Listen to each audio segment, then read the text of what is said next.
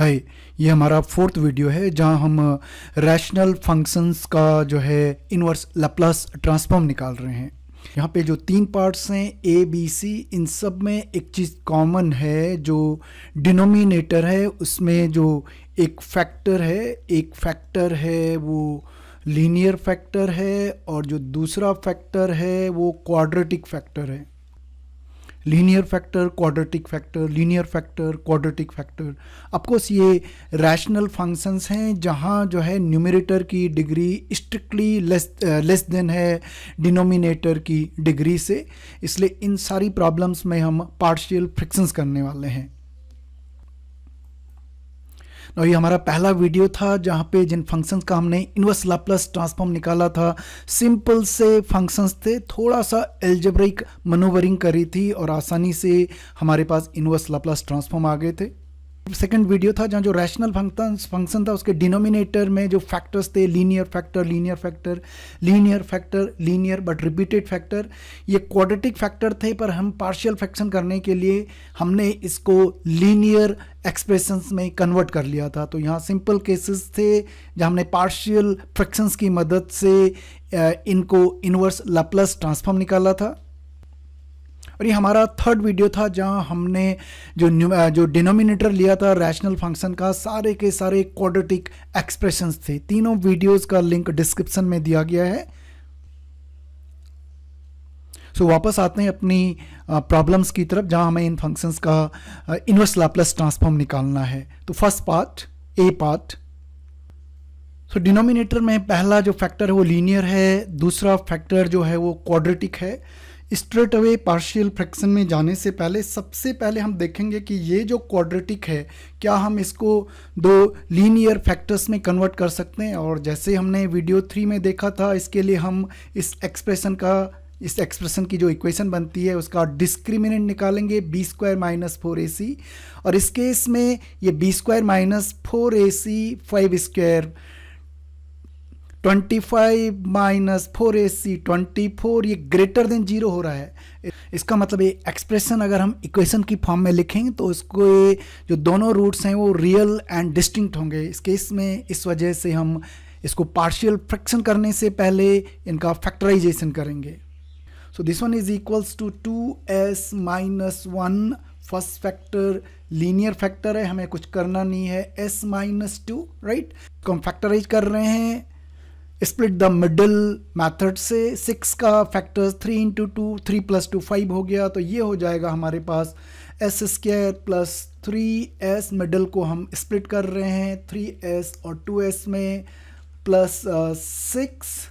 Now this one is equals to 2s - 1 over you have s - 2, यहाँ से s common, s + 3 + 2, you have s + 3, and finally हमारे पास linear factors आ गए हैं 2s - 1, linear factor s - 2, s + 3, and the third linear factor is s + 2।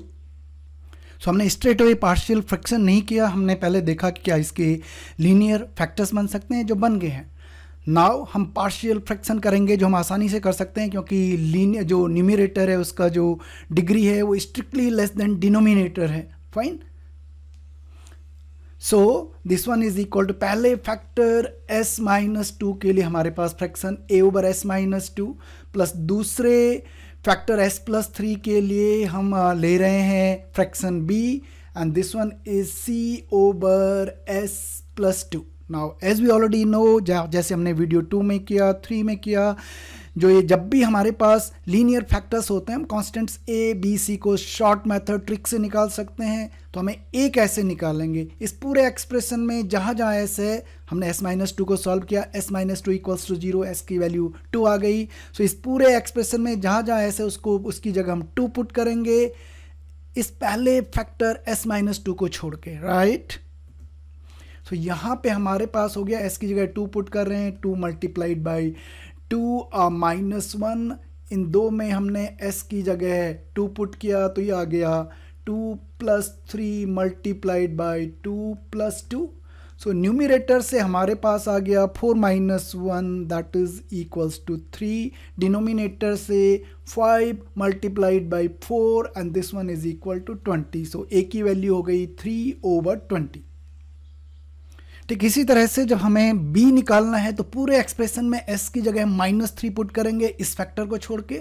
c निकालना है, ये पूरे expression में s की जगह हम पुट करेंगे -2 s+2 फैक्टर को छोड़ के. सो b की वैल्यू हमारे पास आएगी -7/5 एंड c की वैल्यू 5/4.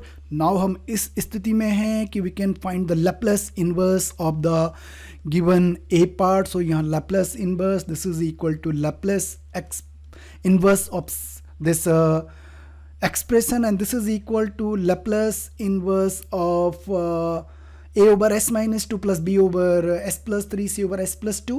Linearity property लगाई 3/20 constant 3/20 constant की तरह बाहर आ गया. Laplace inverse of 1 over s minus 2 this is -7/5 constant की तरह बाहर आया. इनवर्स की linearity property लगा रहे हैं and this is 1 over s minus 3 and this one is plus 5/4 Laplace inverse of 1 over s plus 2.